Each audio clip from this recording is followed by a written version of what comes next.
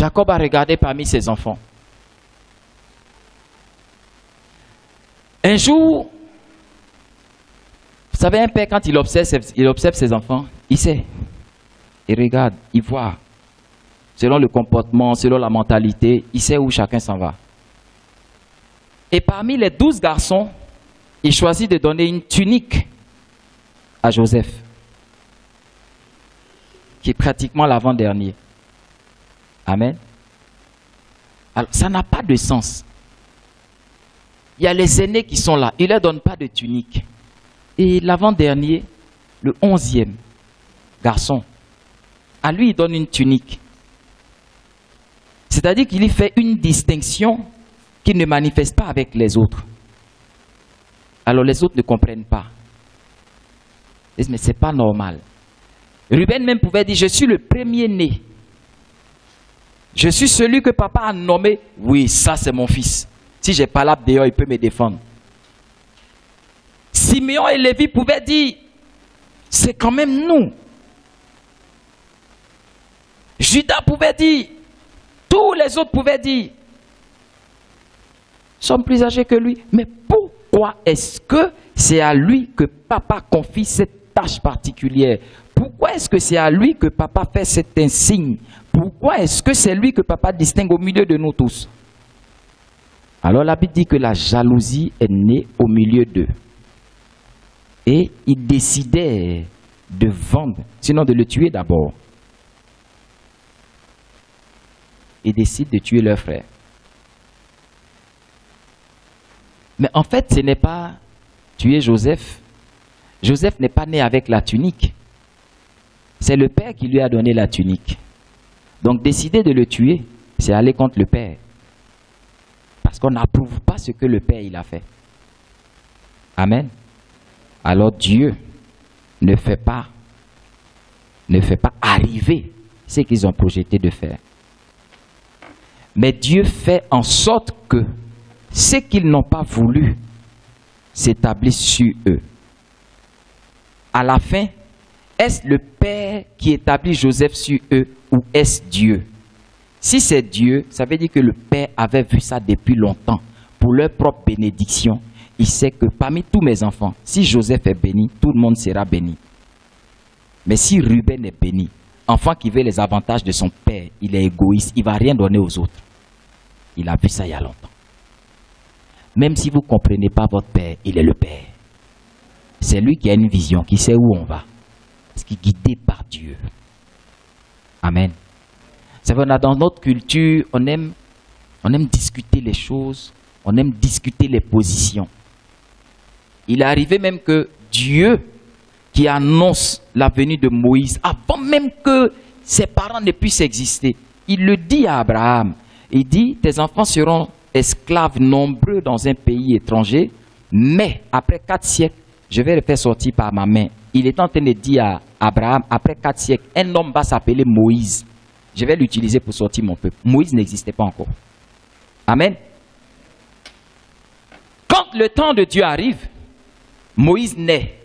Tellement Dieu, quand il dit une chose, la chose est, on a décidé de tuer tous les bébés. Mais personne ne peut arrêter ce que Dieu a décidé. Là où même on a pris la décision, c'est là-bas Dieu a pris Moïse, il allait le mettre dans la maison de Pharaon, dans les mains de la fille de Pharaon. Moïse a grandi là-bas, est-ce qu'il a eu 40 ans là-bas? Ça c'est le mystère de Dieu. Amen. Moïse naît, regardez un tel homme, né par Dieu, par la volonté de Dieu, conduit par Dieu, dirigé par Dieu. Amen. Et comme Moïse, dans sa mission divine, prédestiné depuis combien d'années, quand il commence son ministère, il se retrouve confronté à un moment donné dans le livre de Nombres, chapitre 16, à une histoire où un des descendants de Ruben, premier-né de Jacob, donc première grande famille de la tribu d'Israël. Donc on dit Dathan, Abiram, Coré et On. Ils sont 4 qui se révoltent. Et donc, il y a un descendant de Ruben, premier-né, qui dit, bon, écoutez, nous, notre ancêtre est le fils aîné de cette tribu. Normalement, l'autorité nous revient. Ah, Moïse, tu es qui? C'est comme ça que souvent nous raisonnons. Je suis plus grand, plus fort, peut-être plus riche, peut-être même plus intelligent. Peut-être même je suis celui même au moment où on bâtissait, à qui papa a dit, viens on va s'asseoir. Peut-être le premier fidèle appelé. Les choses de Dieu ne marchent pas comme ça. Les choses de Dieu ne marchent pas comme ça. Il y avait aussi les descendants de Lévi, lequel Moïse était lui aussi descendant de Lévi. Amen. Alors, les autres ont dit, mais nous aussi, on a les mêmes droits que toi. Autant tu es appelé, autant nous sommes aussi prédestinés. Parce qu'étant fils de Lévi, étant lévite aussi. Amen. Donc, qui te donne le droit sur nous? Vous savez, chrétiens, là réside la clé de notre bénédiction. L'Église est une armée. C'est pour ça que le Seigneur est le chef des armées.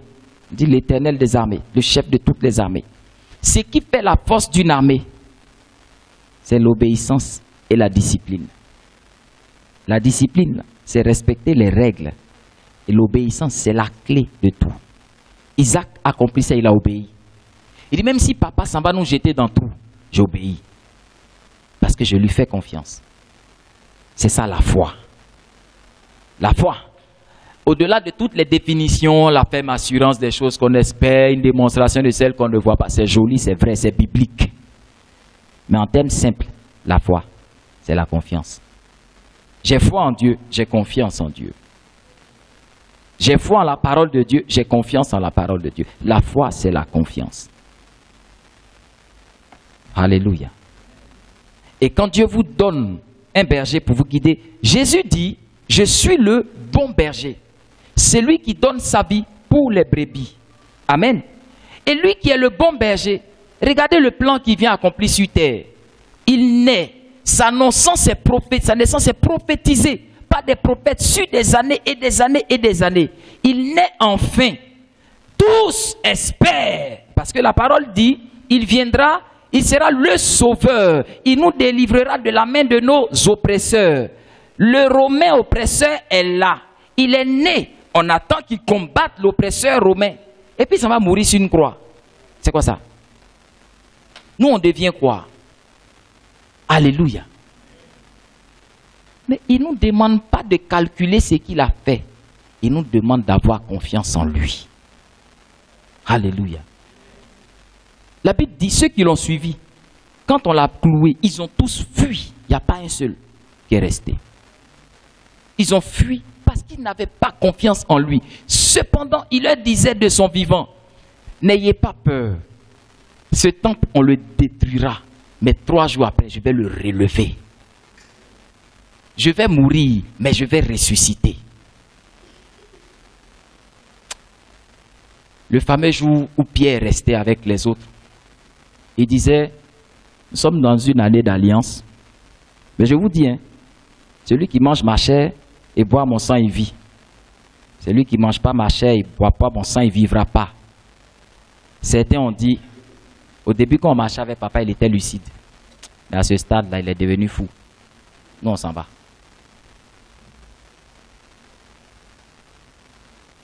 Voulez-vous servir Dieu sous mon autorité? Peut-être que je suis devenu fou. Si vous voulez partir, je vais ouvrir la porte. Voulez-vous me suivre dans le ministère? À ce stade, je suis peut-être devenu fou. Si vous voulez partir, je vais dire à mon fils Crépan, ouvre la porte. Je vais prononcer une bénédiction. Vous allez partir. Pierre est resté. Il a confiance en lui. Il dit, cet homme, quand j'étais pécheur, il m'a appelé. Il m'a donné de marcher selon les voies divines. Et j'ai vu comment ma vie a changé. Si en lui, à un moment donné de ma vie, quelque chose est sorti pour m'aider, il y a encore en lui quelque chose qui peut m'aider pour la suite. Seigneur, tu as les paroles de la vie. Je ne bouge pas. Les autres peuvent aller. Moi, je suis calé. Comme Isaac. Je ne vois peut-être pas l'agneau, mais j'ai confiance en toi. Jésus a dit, Pierre, je ne sais pas si tu vois bien dans le miroir, regarde encore. Pierre dit, Seigneur, je ne bouge pas. Je suis là. Comme Isaac. À qui irons-nous? À qui? Je vais vous dire, c'est à cause de cette confession que plus tard, quand il finit sa mission, il dit, Pierre, viens. Toi, contrairement à tous ceux qui ont fui, je te donne les clés. Je te donne les clés. Et je te donne les clés.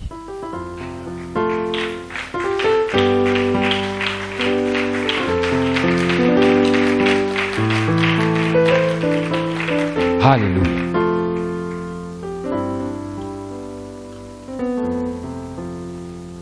Nous sommes à 27 jours pour finir 2016. Je suis convaincu dans mon âme, je suis convaincu dans mon esprit que Dieu veut nous bénir. Je ne doute même pas. Là, j'ai pleinement confiance. Même s'il arrivait qu'un ange venait me dire, pasteur, dans 5 minutes, tu vas mourir, je dirais, oh, gloire à Dieu, c'est que dans 5 minutes, Dieu va bénir grandement ce peuple. Parce que Dieu me conduit pour le bénir. Je suis convaincu. Vous voyez jusqu'où ma confiance part. Vous voyez jusqu'où ma confiance part. Mais qui est-ce que j'ai devant moi? Des Isaac, des Ruben, des Simeon Lévi. Qui? Il n'est pas tard. Quand Dieu parle, il montre le chemin. Et le chemin ce matin, c'est une repentance sincère. Que chacun rentre en lui-même. Et qu'il soit le fils que Dieu veut qu'il soit. Qu'il soit la fille que Dieu veut qu'elle soit. Marchant avec fidélité dans une vision que Dieu donne aux bergers de cette communauté. Ça ne tient pas un homme. Dieu de dit à Dathan, Abiram et Corée, qui est Moïse? Ce n'est pas Moïse qui a dit lui-même, il va vous conduire. C'est moi qui l'ai établi pour vous conduire. Donc, si vous vous révoltez contre lui, ce n'est pas contre un homme, c'est contre Dieu. Alléluia. 2016, 4 décembre, comprenez ces choses. Et que cela ne se reproduise pas dans vos vies. C'est le secret pour être béni. Si vous avez totalement... C'est pour ça que la Bible dit, sans la foi, il est impossible de plaire à Dieu.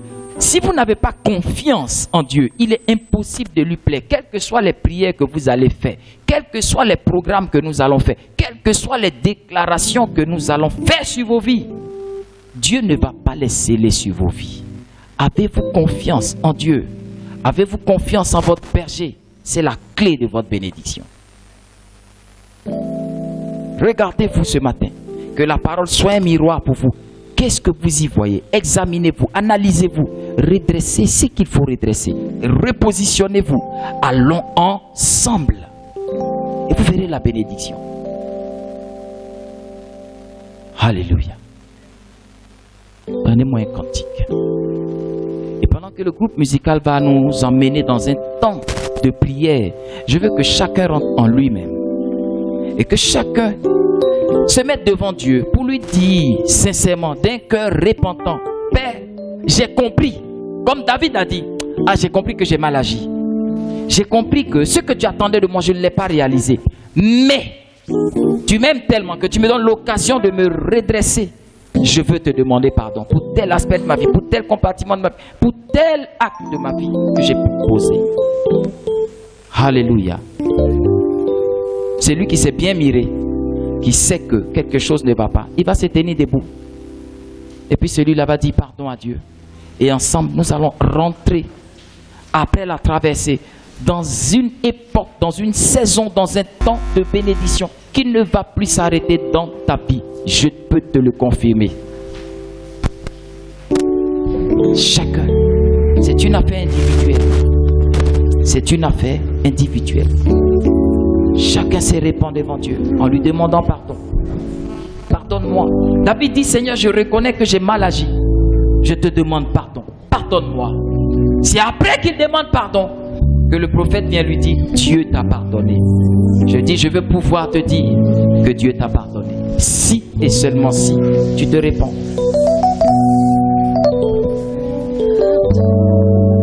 Commence à prier. Commence à prier. Répands-toi devant Dieu.